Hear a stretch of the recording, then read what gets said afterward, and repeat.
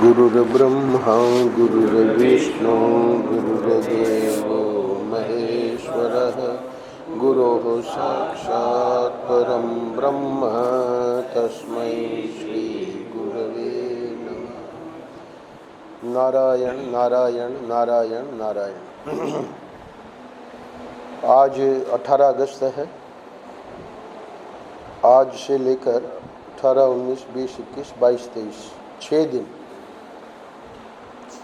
नाम महिमा पर परम पूज्य महाराज श्री जहाँ भी प्रवचन होते थे, जब प्रसंग आता था या अलग से भी नाम महिमा पे बोलना होता था, तो अद्भुत उनके प्रवचन हुए हैं नाम महिमा पे। रामचरितमानस में 3 खंडों में है, तो जहाँ पर नाम महिमा का प्रसंग है वो भी महाराज का देखने लायक है। जबलपुर में प्रतिवर्ष महाराज जाते थे। 1982 में मैं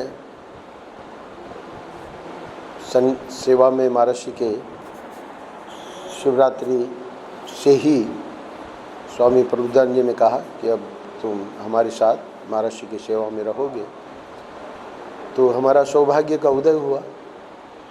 पर 1982 शिवरात्रि के बाद जबलपुर की यात्रा नहीं हुई। यानी अंतिम 6 वर्षों में यद्यपि आए थे जबलपुर के लोग, विशेष रूप से द्वारका प्रसाद शास्त्री और उनके साथी गिरिजानंदन दुबे। महाराज का स्वास्थ्य के कारण कुछ स्थानों में, दक्षिण में भी प्रतिवर्ष जाते थे, बाद में अंतिम 6 वर्षों में 2 ही बार गए। तो जहाँ बहुत ही आवश्यक कहना चाहिए या प्रेम कहना चाहिए या जो भी कारण रहा हो, वहाँ क्योंकि उतना स्वास्थ्य वैसा भी नहीं था कि यात्राएं बिल्कुल रुक गई हों, पर जबलपुर का जाना नहीं हुआ। तो हमको कभी ये सौभाग्य नहीं मिला। पर बताते हैं कि वहाँ हजारों की संख्या में वो जहाँ महाराज का मैदान में प्रवचन होता था, तो प्रतिवर्ष वहाँ जाते थे। और हम लोगों का सौभाग्य है कि वो जो पुरानी मशीनें थी, बड़ी बड़ी जो स्पूलें, उसमें वो प्रवचन एक भक्त के द्वारा रिकॉर्ड कर लिए गए। महाराज के लीला स्मरण के बाद उस भक्त ने बताया कि हमारे पास ये जो 9 वर्ष महाराज श्री प्रतिवर्ष आए हैं, वो पूरे के पूरे प्रवचन हैं। तो तब तक वो पुरानी सब मशीनें और वो स्पूलें, उनका प्रचलन बंद हो गया। नए कैसेट वगैरह की मशीनें ही सब लोगों के पास थी। तो उसका पूरा का पूरा मिथिलेश करके एक माता जी थी आश्रम में, तो उनके जिम्मे कर दिया गया।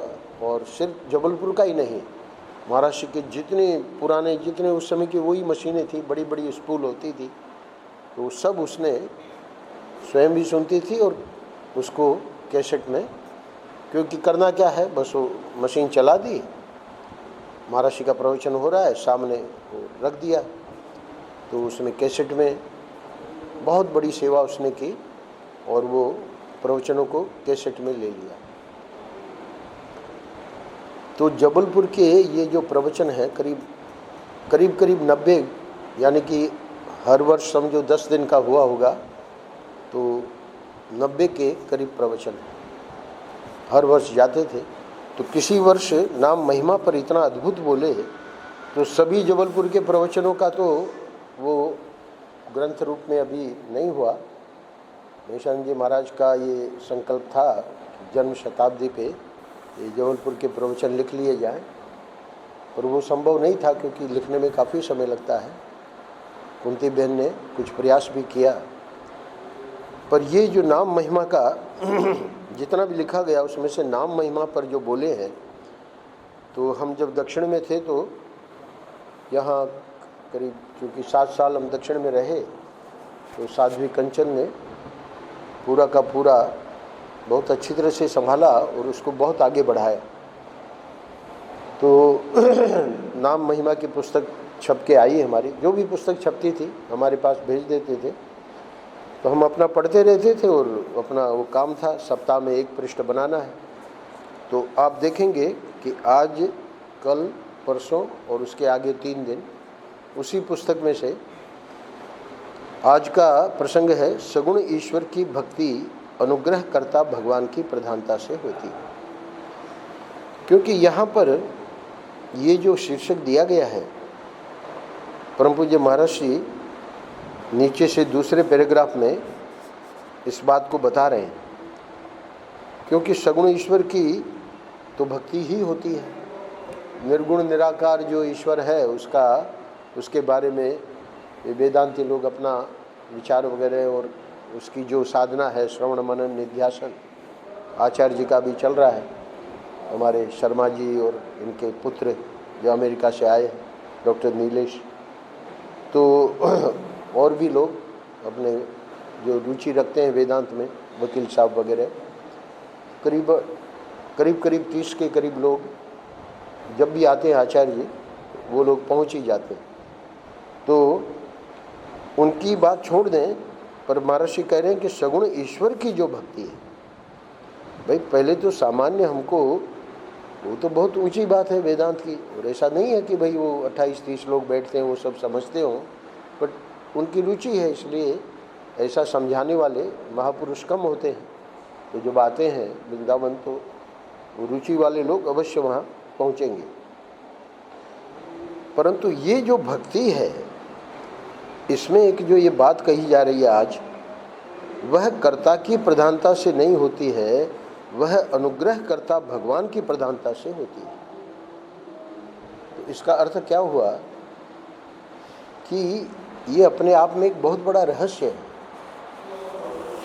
कुछ दिनों पहले जब वहाँ प्रतिदिन 9:30 से 10 में बोलता था, तो इस प्रकार का जब विषय आया तो हमारा ध्यान गया कि ये जो मेशानंद गिरी जी जिनका हम नाम लेते हैं, उनके शिष्य अभी हैं स्वयं प्रकाश गिरी जी, मुझे दर्शन तो नहीं हुए, पर हमने कहा है कि कभी वृंदावन पधारें, क्योंकि उनके भक्त लोग आते रहते हैं। तो मैं, यद्यपि ये पृष्ठ जो मैंने निशान लगा रखे हैं वो पहले कभी देखे होंगे, पर फिर मेरी दृष्टि गई कि ये जो महाराष्ट्री बात बता रहे हैं उसको ये वहाँ स्पष्ट करके बता रहे हैं कि सचमुच में जो भक्ति जिसके भी हृदय में, अभी ये प्रारंभिक भक्ति तो खैर इसको कहते हैं वेदी भक्ति। अभी ये जो राम भैया भक्ति रसामृत सिंधु पे बोल रहे हैं, तो इस विषय को, क्योंकि एक अध्याय हो चुका है, तो उस अध्याय में बड़े विस्तार से बताया गया है कि वेदी भक्ति क्या होती है और रागानुगा भक्ति क्या होती है। तो वेदी भक्ति तो यानी गुरु ने कहा कि ये नाम जप करो, ये कल बताया 9 प्रकार की, सब बोले भक्ति है, नाम जप भी भक्ति है, सत्संग भी भक्ति है, ध्यान भी भक्ति है, आदि आदि। तो एक तो गुरु बताते हैं कि ऐसे करो और वो हम कर रहे हैं, तो उसको कहेंगे वेदी भक्ति। वेदी यानी विधान किया है और हम गुरु की आज्ञा का पालन कर रहे हैं। पर यहाँ कौन सी भक्ति के बारे में महर्षि कह रहे हैं? सगुण ईश्वर की जो भक्ति है, मतलब रागानुगा भक्ति, यानी जो भक्ति का बहुत ऊंचा स्तर है, वह कर्ता की प्रधानता से नहीं होती। स्वाभाविक है, कर्ता की प्रधानता से तो इसको समझने का प्रयास करना कि मैं कर रहा हूँ, तो ये जो मैं कर रहा हूँ ये हो गया कर्ता की प्रधानता। तो वो तो कैसे होगा? वेदी भक्ति में, कि गुरु ने आज्ञा दी है और ये मैं कर रहा हूँ, इतने लाख, इतना जो भी है, इतना 1000 जप मैं कर लेता हूँ प्रतिदिन। परंतु यहाँ जो प्रसंग चल रहा है वो है रागानुगा भक्ति का। उसके लिए कह रहे हैं कि वहाँ फिर कर्ता की प्रधानता, क्योंकि गुरु कहते हैं कि ये अभिमान मत रखो कि मैं कर रहा हूँ। तो वो जब भाव लाता है कि ये सब ठाकुर जी करवा रहे हैं, अब सत्संग हो रही है, अब हम ये अभिमान करें कि ये मैं करवाता हूँ प्रतिदिन, तो वो हमारी साधना नहीं है, क्योंकि ये तो अभिमान को तो बहुत बुरा माना गया है अध्यात्म में। तो इसलिए कह रहे हैं कि वो जो है अनुग्रह करता भगवान की प्रधानता से होती है।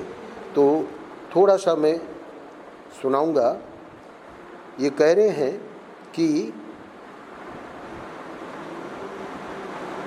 शिव से अभेद होगा तो बंधन समाप्त होगा, है ना। और शिव से अभेद चाहते हैं तो भक्ति है। शिव से अभेद यानी जो वेदांती लोग करते हैं, तो वो कहते हैं कि हमको मुक्ति हो जाएगी, मोक्ष हो जाएगा।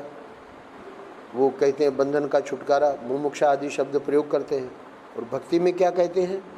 भक्ति में कहते हैं अंतिम ईश्वर के दर्शन की श्रेणियों में छठी श्रेणी है शिव से अभेद। तो शिव से अभेद चाहते हैं का मतलब भाई जो भी हम कर रहे हैं वो लक्ष्य की हमको प्राप्ति हो। तो वो लक्ष्य की प्राप्ति 5वीं श्रेणी तक जब ईश्वर ने कह दिया कि मैं तुम्हारा हूँ, तो अब तो कुछ बाकी ही नहीं रहा। पर फिर भी उसने, भक्त ने ये सुन रखा है। सामान्यतः भक्त अपना संतोष कर लेंगे, संतोष क्या कर लेंगे, वो तो बहुत ऊंची स्थिति है। पर किसी किसी को यदि ऐसा संस्कार है कि भाई जब तक ईश्वर ये न कहे कि मैं तुमसे अभिन्न हूँ, उसी को कह रहे हैं शिव से अभेद चाहते हैं, तो उसका नाम हो गया भक्ति। और बंधन की समाप्ति चाहते हैं तो उसका नाम हो गया मुमुक्षा। अच्छा, ये 2 शब्द अलग अलग हैं पर भाव एक ही है। बंधन छूटेगा तो शिव से अभेद ही होगा। जो वेदांती चाह रहा है कि हमारा बंधन छूटे यानी हमको मोक्ष मिले, धर्म अर्थ काम और मोक्ष 4 पुरुषार्थ हैं। जीडी बिरला का बहुत आदर करते थे महाराज, इसलिए नहीं कि वो पैसे वाले थे। उनके जीवन में एक ऐसा पॉइंट भी आया जो वो घर छोड़ के चले गए, यानी कि घर छोड़ के किसी घटना के कारण नहीं, बाबा जी बनने के लिए। संतों ने समझाया तुम्हारे द्वारा बहुत बड़ा कार्य होना है। जिनको वो फॉलो करते थे उन्होंने वापस घर भेजा। पर उनकी अध्यात्म की रुचि, रामायण वगैरह पर वो प्रवचन देते थे। जीडी बिरला के यहाँ एक दिन महर्षि का भोजन था, तो जब हम लोग कार से उतरे तो खड़े थे बाहर, स्वागत करने के लिए महर्षि का प्रणाम किया। हम साथ में थे, हम और प्रबुद्धानंद जी। उन्होंने कहा, यानी भारत का सबसे बड़ा उद्योगपति, उन्होंने कहा महर्षि को, अभी भी हमको वो शब्द याद है उनके, कि ये ठीक है कि हम थोड़ा बहुत अध्यात्म जानते हैं, परंतु सृष्टि का रहस्य तो आप जैसे महात्मा लोग ही जानते हैं, यानी वहाँ हमारी पहुँच नहीं। उनका भाव ये था। तो परम पूज्य महाराज जी उनके लिए कहा करते थे कि अगर हम मोक्ष सिद्ध हैं, महाराज जी का वाक्य ध्यान से सुनिएगा, अगर हम मोक्ष सिद्ध हैं तो जीडी बिरला अर्थ सिद्ध है। 4 पुरुषार्थ गिनाए गए हैं अपने शास्त्रों में, धर्म अर्थ काम और मोक्ष। तो मोक्ष में महर्षि को सिद्धि थी, सब लोग जानते हैं, उनको वो लक्ष्य प्राप्त हो गया था जो यहाँ हम अभी बात कर रहे हैं। तो 2 शब्द प्रयोग किए जाते हैं, क्या? बंधन छूटेगा तो शिव से अभेद ही होगा, है ना। तो या तो कहो बंधन की समाप्ति, और या कहो कि शिव से अभेद। तो शिव से अभेद भक्ति हो गया और बंधन की समाप्ति मुमुक्षा हो गई। तो मुमुक्षा अथवा जिज्ञासा, जिसके लिए महर्षि ने कहा हमको एक भी नहीं मिला, तो वो मुमुक्षा कितनी दुर्लभ है। और उस मुमुक्षा के बाद ये मोक्ष सिद्धि होती है। तो अपने बारे में तो कहते ही थे कि हमको मोक्ष सिद्ध है, अभिमान के रूप से नहीं, लोगों को बताने के लिए, जो आस्तिक लोग हैं, जो श्रद्धा करते हैं, उनको बताने के लिए कि भाई आपकी जो श्रद्धा है वो सही जगह पर है, आपका काम अवश्य बनेगा। कल आचार्य जी गए थे वहाँ राम भैया के यहाँ, तो बाबूजी के यहाँ, तो उन्होंने बताया कि हमने कहा विवेकानंद जी का एक वाक्य है कि जिस दिन कोई जीवन में बाधा नहीं आवे तो समझना कि हमारा रास्ता गलत है। अब ऐसे ऐसे वाक्य हैं अध्यात्म में। तो हमने आचार्य जी को वहाँ प्रश्न रखा कि अब तक तो हमारे हृदय में हमेशा यही भाव रहता था कि अगर हमारा जो भी साधना है, पूजा है, पाठ है, जो भी हम कर रहे हैं, उसमें मन में प्रसन्नता और शांति बनी हुई है, तब तो पक्का है कि हमारा रास्ता सही है। और सब कर रहे हैं और फिर भी दुख बना हुआ है, शांति बनी हुई है ना, तो इसका अर्थ है कि कुछ साधना में गड़बड़ी है। और यहाँ विवेकानंद जी कह रहे हैं कि अगर किसी दिन बाधा नहीं आई तो इसका अर्थ है कि तुम्हारा रास्ता गलत है। तो जब भी कोई विरोधी वाक्य महापुरुषों द्वारा या शास्त्रों में, गीता में, है ना, उपनिषदों में, वेदों में भरे पड़े हैं, कहीं कुछ कहा जा रहा है, कहीं कुछ कहा जा रहा है, तो व्यास जी को 555 सूत्र बनाने पड़े। 555 सूत्र का अर्थ है ब्रह्म सूत्र, छोटे छोटे सूत्र हैं, अथा तो ब्रह्म जिज्ञासा आदि आदि छोटे छोटे सूत्र हैं 555। तो फिर विचार किया गया कि ये सूत्र तो बना दिए पर इसमें विषय कितने हैं। तो विद्वानों ने, भगवान शंकराचार्य जी ने अधिकरण बनाए 191 वहाँ विषय है।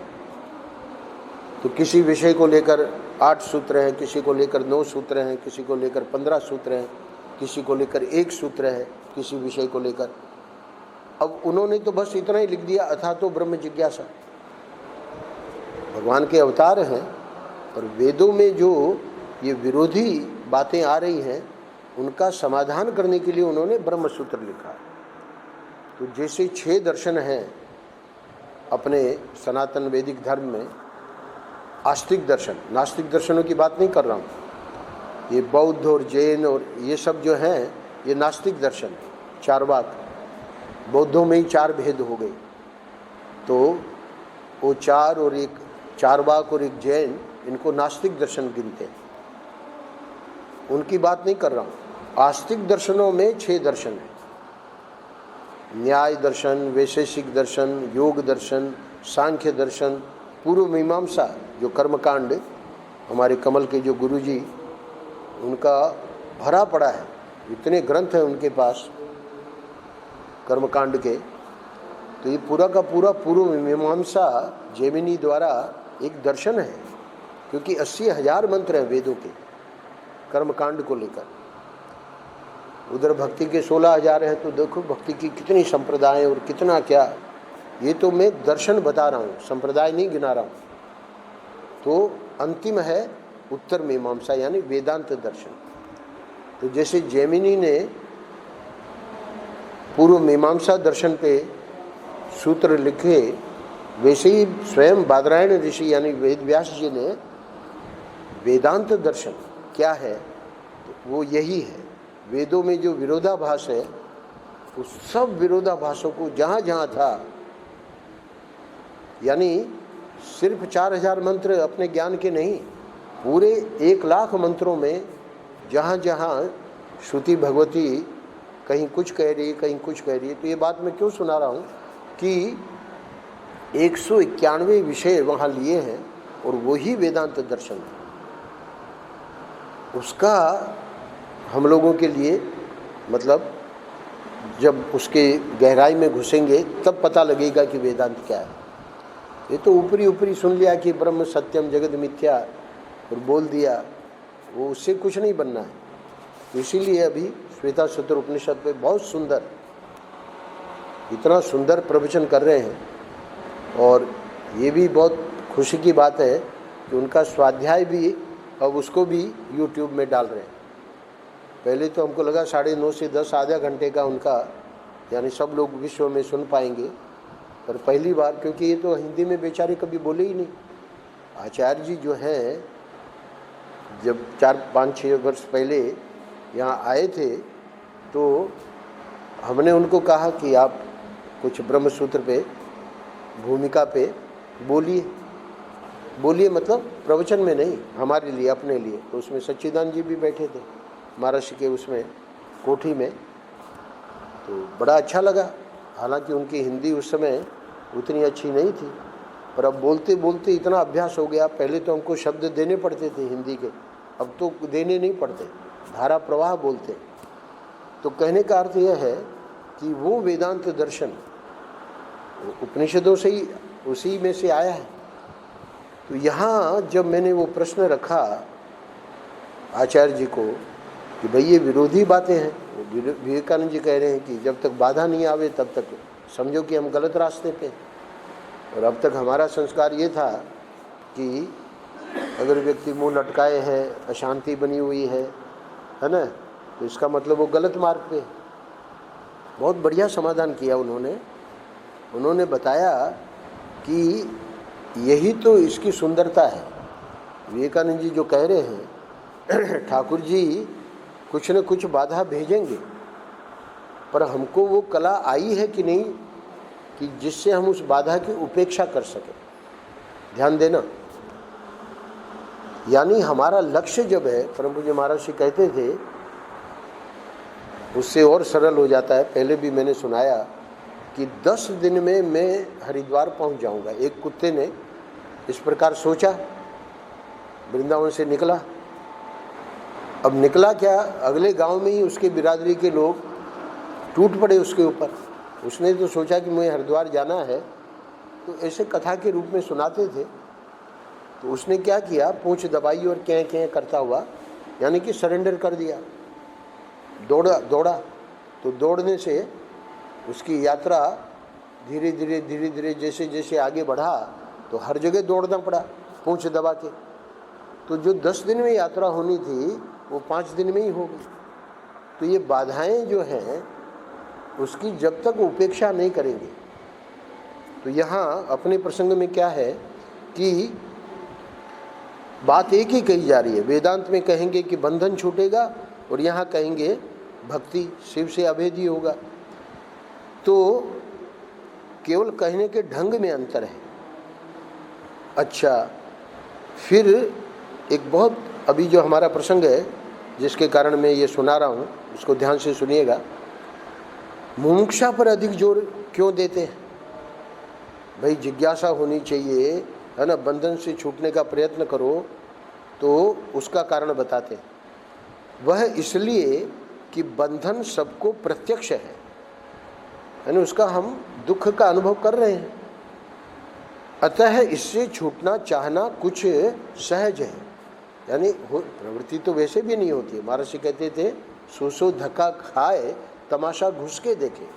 अब कितना भी ये संत लोग कहें, शास्त्र कहें चिल्ला कर, तो किसी पे कोई असर थोड़ी पड़ता है।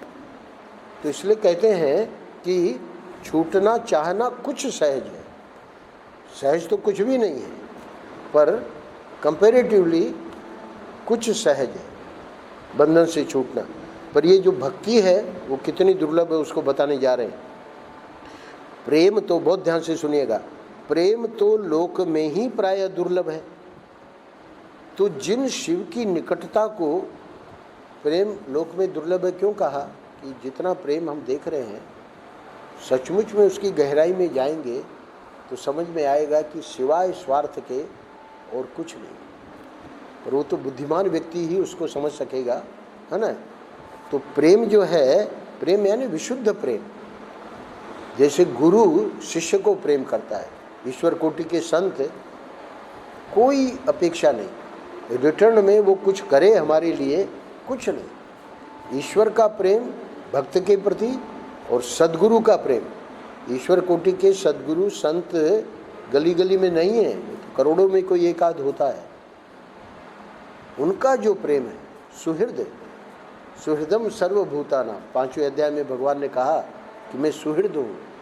सुहृद का अर्थ होता है कि मुझे कुछ भी नहीं चाहिए और मैं उपकार करता रहता हूँ। ऐसे ही गुरु का है। तो कह रहे हैं उसको कहेंगे प्रेम। तो प्रेम तो लोक में ही प्राय दुर्लभ है। तो जिन शिव की निकटता को कभी समझ बूझ कर जाना नहीं, उनसे प्रेम होना एक अत्यंत आश्चर्य ही है। परम पूज्य महाराज जी कहा करते थे,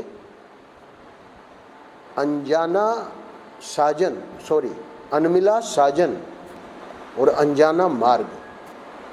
आप लोग कल्पना करो, अरे जिस मार्ग में हम चल रहे हैं हमने कभी उसको जाना ही नहीं, और किससे मिलने जा रहे हो? वो साजन से कभी हम मिले ही नहीं, यानी आ भी गया सामने तो हम पहचानेंगे कहाँ? चित्रकूट की जिन्होंने यात्रा की है, कामदगिरी की वहाँ परिक्रमा है, वृंदावन से भी छोटी है, तो वहाँ पर तुलसीदास जी को ठाकुर जी ने दर्शन दिए। घोड़े पे सवार दोनों राजकुमार, हनुमान जी का चूँकि तुलसीदास जी से संबंध बना दिया था ठाकुर जी ने, तो वो तो बड़े मुग्ध हो गए, पर उनको नहीं पता था कि ये भगवान है। तो हनुमान जी ने कहा कि आपको दर्शन हुए ठाकुर जी के परिक्रमा में? बोले कि नहीं। अरे बोले वो दोनों राजकुमार वही तो थे, राम और लक्ष्मण। अरे बोले हम तो चूक गए। तो बोले कोई बात नहीं। बड़ा उन्होंने दुख हृदय में प्रकट किया। तो बोले कोई बात नहीं, सावधान रहिएगा, अब जब भी ठाकुर जी दर्शन देंगे मैं संकेत कर दूंगा। तो बड़ा प्रसिद्ध श्लोक है, चित्रकूट के घाट पे भई संतन की भीड़, तुलसीदास चंदन घिसे तिलक लेत रघुबीर। अब वहाँ भी चूक जाते, पर ऊपर से तोता के रूप में हनुमान जी बोले, है ना। तो उनको पता लग गया कि ये ठाकुर जी है। तो कहने का मतलब अनमिला साजन है और अनजाना मार्ग है, इसीलिए गुरु की ज़रूरत है। मनमानी इस अध्यात्म मार्ग में नहीं चल सकते। मैं हमेशा कहता हूँ कि जैसे हमको यहाँ से आनंद वृंदावन जाना है, तो आनंद वृंदावन कोई व्यक्ति यहाँ आया हुआ है, तो उसको कहेंगे वहाँ पहुँच जाना आश्रम में, तो उसको कितना पूछना पड़ेगा, पहली बार बेचारा आया है। अब अगर हम उसके साथ जा रहे हैं, उसको कुछ नहीं पूछना है, क्योंकि जो प्रतिदिन आनंद वृंदावन जाता है उसके साथ में वो है। तो गुरु ने तो ये मार्ग, उनके लिए वो अनमिला साजन भी नहीं है और मार्ग भी अनजाना नहीं है। तो यहाँ क्या कह रहे हैं? कह रहे हैं कि जिन शिव की निकटता को कभी समझ बूझकर जाना ही नहीं, उनसे प्रेम होना एक अत्यंत आश्चर्य ही है। वस्तुतः, अब देखिए आगे का वाक्य, वस्तुतः हम भक्ति कर नहीं सकते, शिव ही मानो जबरन हमसे भक्ति करा लेते हैं। इतना ही मुझे सुनाना था।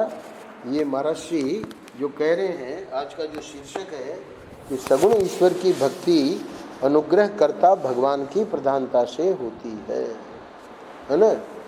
तो कहते हैं कि वे जब देखते हैं कि टूटे, नीचे का थोड़ा कर लेते हैं, ऊपर की सिर्फ कथा है, 2-3 मिनट में हो जाएगी कथा पूरी। वे जब देखते हैं कि टूटे फूटे शुद्ध अशुद्ध कैसे भी मनुष्य प्रेम से मेरा नाम लेते हैं, तो उसका हृदय उनको मिलने के लिए द्रवित हो जाता है। हमको ये बात बहुत पसंद है कि शर्मा जी का ध्यान जाता है इस पर कि कहाँ हम लोग, है ना। 2 स्थानों पे मैंने देखा, वो कोट कीट जो चल रहा था, हम भी कई, है ना, हम भी करते थे वो मंगला आरती में। अभी तो हम दूसरी आरती बोलते हैं, पर इनका ध्यान गया कि भाई ये है क्या कोट की। बाद में कोटि कोटि शब्द पता लगा। तो कहने का क्या है? कहने का अर्थ ये है कि शुद्ध हो जाए तो बहुत ही बढ़िया, पर अगर समझो वो कोट कीट प्रेम से, यानी यांत्रिक नहीं, उसको कोई पता नहीं है। हमारे महाराज जी कहते थे कि गीता महर्षि बोलते हैं और वो देवी जी, माता जी सामने बैठी हैं, झरझर आंसू। अरे उनको पूछा कि भी तुम समझती हो क्या गीता? बोले हम समझती हो कुछ नहीं है। पर उनके हृदय का प्रेम देखिए कि महर्षि गीता बोल रहे हो उनके हृदय में कि ठाकुर जी अर्जुन को उपदेश कर रहे हैं, कितना प्रेम से उपदेश कर रहे हैं, उस भाव से वो। तो ये क्या कह रहे हैं महर्षि कि वे जब देखते हैं, कौन? ठाकुर जी, कि टूटे फूटे शुद्ध अशुद्ध कैसे भी मनुष्य प्रेम से मेरा नाम लेते हैं, तो उनका हृदय उनको मिलने के लिए द्रवित हो जाता है। ठाकुर जी का हृदय है ना, उसको उल्टा कर लीजिए उनका हृदय उसको मिलने के लिए, मतलब भक्त को मिलने के लिए द्रवित हो जाता है। तो ये है कैसे हुआ, ये जो प्रेम उसमें कैसे आया, उसी का आज शीर्षक है। सगुण ईश्वर की भक्ति अनुग्रह करता भगवान की प्रधानता से होती है। अभी तो हम लोग अगले 5 दिन भी नाम महिमा सुनेंगे, पर आज का जो प्रसंग है पढ़ रखा है आप लोगों ने, फिर भी हम पढ़ देते हैं। एक गांव का गंवार किसी महात्मा के पास गया। उसने महात्मा जी से प्रार्थना की, हम भगवान का नाम लेंगे, कोई सीधा साधा नाम बता दो। महात्मा ने कहा कि तुम अघमोचन अघमोचन नाम लिया करो। अघ माने पाप और मोचन माने छुड़ाने वाला। गांव जाते जाते उस गंवार को अब भूल गया, वह घमोचन घमोचन बोलता और हल जोतता। एक दिन हल जोत रहा था और घमोचन नाम ले रहा था। इतने में वैकुंठ में भोजन पर बैठे भगवान को हंसी आ गई। लक्ष्मी जी के पूछने पर भगवान बोले कि आज हमारा भगत एक ऐसा नाम ले रहा है कि वैसा नाम तो किसी शास्त्र में है ही नहीं, नया नाम ले रहा है। लक्ष्मी जी बोले कि तब तो हम उसको देखेंगे और सुनेंगे कि कौन सा नाम वह ले रहा है। आगे की घटना सुना रहे हैं। अब लक्ष्मी नारायण दोनों खेत में पहुंचे। भगवान स्वयं भगत के पास में नहीं गए, पास में एक गड्ढा था, वहीं छिप गए और लक्ष्मी जी को उस भगत के पास भेजा। लक्ष्मी जी ने पूछा, अरे तू ये क्या घमोचन घमोचन बोल रहा है? उन्होंने 1 बार 2 बार 3 बार पूछा, परंतु वह कुछ उत्तर ही न दे। क्यों उत्तर न दे, आगे की पंक्ति में बता रहे हैं। उसने सोचा कि इसको बताने में हमारा नाम छूट जाएगा। अब वो जो है लक्ष्मी जी बार बार जब लक्ष्मी जी पूछे तो अंत में उसको आया गुस्सा। गांव का आदमी तो था ही, तो बोला जा जा, तेरे खास खसम का नाम ले रहा हूँ, यानी तेरे पति का नाम ले रहा हूँ। अब तो लक्ष्मी जी डरी कि ये तो हमको पहचान गया। फिर बोली कि अरे तुम मेरे खसम को जानता है क्या? कहाँ है हमारा खसम? अब फिर भी वो चाह रहा था कि कुछ बोलना न पड़े, हमारा नाम न छूटे, पर वो बार बार पूछे तो बार बार पूछने पर चिढ़ गया। पहले भी गुस्सा आ गया, अब ये पीछे ही नहीं छोड़ रही है, तो चिढ़कर बोला वो खड्डे में है, जा। लक्ष्मी जी समझी कि ये तो हमको पहचान गया, अब होना क्या था आप जानते ही हो। फिर लक्ष्मी नारायण ने उसको दिव्य रूप में दर्शन दिए। तो ये तो हो गई कथा। अब यहाँ पर महर्षि को आज के प्रसंग में सुनाना इतना ही है कि यद्यपि वह अघमोचन और घमोचन का भेद नहीं समझता था। देखिए ऊपर आया कि महात्मा जी से प्रार्थना की कि हम भगवान का नाम लेंगे, कोई सीधा साधा नाम बता दो। तो जब कोई प्रसंग बनना होता है तो ऐसे ही होता है, कोई अघमोचन कोई सीधा साधा नाम नहीं है। अरे राम बता देते या कुछ बता देते, वह महात्मा जी ने भी अघमोचन, है ना। तो खैर उसने तो नहीं कहा कि भाई ये जरा कठिन है, पर भूल ही गया तो घमोचन घमोचन कर रहा था। तो महर्षि कह रहे हैं कि यद्यपि वह अघमोचन और घमोचन का भेद नहीं समझता था। घमोचन का कोई अर्थ ही नहीं है। अघमोचन का तो ऊपर बता दिया ना, अघ माने पाप और मोचन माने छुड़ाने वाला। तो अब जब अघमोचन नाम हम ठाकुर जी का लेंगे और उसका अर्थ जानेंगे तो उससे भाव बनेगा। इसलिए वेदी भक्ति में बताते हैं, ये हमारा जो चल रहा है वो वेदी भक्ति है। इसलिए वहाँ शिव मंदिर में भी कहा कि भाई ऐसे मत करो, है ना। जब शिव जी की स्तुति कर रहे हैं तो कुछ उससे संबंधित मंत्र होना चाहिए। तो इसलिए ये वेदी भक्ति है। तो वेदी भक्ति में जब हम जानकर करेंगे तब भाव बनेगा। पर ये कौन सी भक्ति है इसकी? इसका तो प्रेम है। बताया महात्मा ने, गांव का गंवार है, अनपढ़ है। हमारे पीयूष के पिताजी आए थे, और देखिए वो पीयूष जेल गया और उसके बाद छूटा, और उसके बाद वो पिताजी क्या कह रहे हैं, बोले उसकी माँ जो है बस वो तो आरती करती है और कहती है कि कुछ नहीं होगा, है ना, बेटे का हमारे कुछ नहीं होगा। यानी माँ का हृदय कितना निर्मल है। तो उस प्रेम की बात यहाँ महर्षि बता रहे हैं कि यद्यपि वह अगमोचन और घमोचन का भेद नहीं समझता था, किंतु भगवान समझते हैं कि यह हमारा ही नाम ले रहा है। तो ये आपको सुनाई दिया था। अगला पैराग्राफ कि सगुण ईश्वर की जो भक्ति है वह कर्ता की प्रधानता से नहीं होती। शुरू में वेदी भक्ति कर्ता की प्रधानता से होती है, पर ये घमोचन अघमोचन वाला जो किस्सा सुना रहे हैं वो तो बहुत उच्च कोटि का प्रेम है। तो इसलिए कह रहे हैं कि वह अनुग्रह कर्ता भगवान की प्रधानता से होती है। और जब देखते हैं कि टूटे फूटे शुद्ध अशुद्ध कैसे भी मनुष्य प्रेम से मेरा नाम लेते हैं, तो उसका हृदय उनको मिलने के लिए द्रवित हो जाता है। धर्म सम्राट करपात्री जी महाराज कहते थे, कर्माबाई की खिचड़ी, ये बड़ा प्रसिद्ध भक्तमाल में प्रसंग है। तो कहते थे कि वो तो सुबह उठ के माता ठाकुर जी के लाला के लिए कि भूखा होगा, न नहाया न धोया कुछ किया, है ना, पहले उसके लिए कर्माबाई की खिचड़ी या खिचड़ो, राजस्थान में बाजरे का बनता है खिचड़ा, तो जो भी है वो बना के और ठाकुर जी को पवाती थी। अब वो कोई शास्त्रीय व्यक्ति वहाँ आ गया और वो माता जी को बोला कि ये तो आप बहुत गलत कर रही हो, ऐसे भोग थोड़ी लगता है, पहले स्नान करो पहले। अब उसने बेचारी ने वो शास्त्रीय व्यक्ति के कहने के कारण सब स्नान वान करना शुरू किया। उधर ठाकुर जी तो उसी के भूखे थे जो पहले करते थे। उसको जो शास्त्रीय व्यक्ति था, पंडित था, उसको स्वप्न दिया, ये तुमने क्या गड़बड़ करी, है ना, हमको वो पवाती थी और वो लेट हो जाता है और हमको भूख लग जाती है ना। उसको डांट लगाई ठाकुर जी ने स्वप्न में। तब वो जाके माता जी को चरण पकड़ के बोले कि आप जैसे कर रही हो वैसे करो, हमसे गलती हुई।